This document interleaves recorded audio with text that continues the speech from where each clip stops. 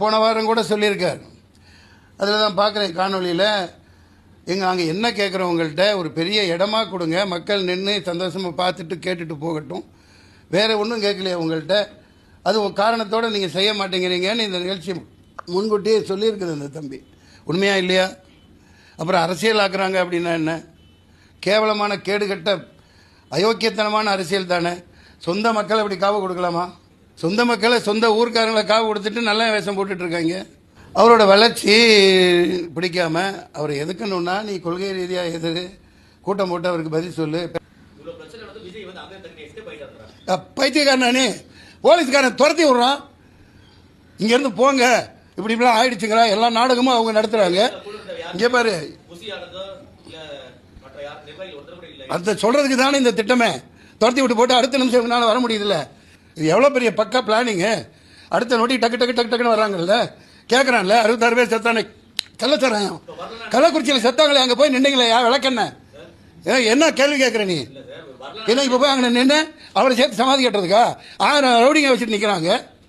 பதிகாரத்தனமாக கேள்வி கேட்குறீங்களா? யதார்த்தத்தை பேசுங்க, மக்களுக்கு உண்மையை சொல்லுங்க. ட்விஸ்ட் பண்ண கருவியா நீங்கள் இங்கே வராதிங்க. அதில் தான் அரசியல் பண்ணிட்டு இருக்காங்க ஆள்றவங்க. நீங்களும் 4ஆம் தூண் வேடிக்கை பார்த்துட்டு இருக்கீங்க. இப்போ அவர் வராமல் இருந்திருந்தா என்ன சொன்னீங்க? வீட்டுக்குள்ளே இருந்து அரசியல் பண்ணுறார், வீட்டுக்குள்ளே இருந்து ட்விட்டரில் போடுறாருமீங்க, வெளியே வந்தால் இப்படி மக்களை வச்சு சாப்பிடுப்பீங்க. இப்போ எப்படி வெளியே வர்றது? யார் பாதுகாப்பில் வர்றது? இது ரொம்ப நாளைக்கு இந்த பருப்பு வேகாது. 6 மாதத்தில் மக்கள் இதுக்கான தீர்ப்பு தருவாங்க. Support to unconditional support to Vijay. You keep going on, keep on working, the rest of the things people will decide. மக்கள் தீர்மானிப்பாங்க.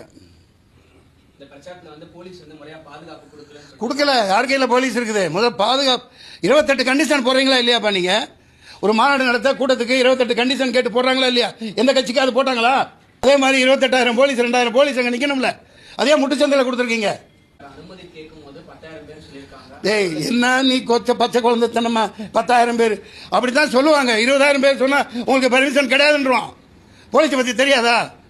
போலீஸ்காரங்க நல்லவங்க. அவங்க என்ன செய்வாங்க? மேலே என்ன ஆர்டரோ என்ன உத்தரவோ அதுபடி அவங்க நடந்துக்குவாங்க. அவ்வளோதான் அவங்களால முடியும். அனுமதி கேட்கல 10,000 பேர் வருவாங்கன்னு அப்படி தான் கொடுக்கணும். அவங்க அப்படி தான் நடைமுறை.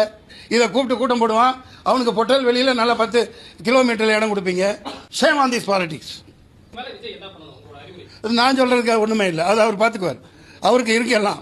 ஒரு கட்சி நடத்திட்டு போகிறவருக்கு இருக்கு. நான் அறவரை சொல்கிற அளவுக்கெல்லாம் சத்யராஜ் மாதிரி ஆள் கிடையாது.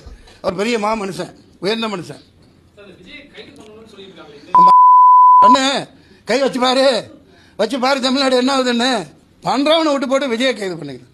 போனப்பா பொழப்பு கட்டலாம். சொரக்காய்க்கு உப்பு இல்லைன்ட்டு.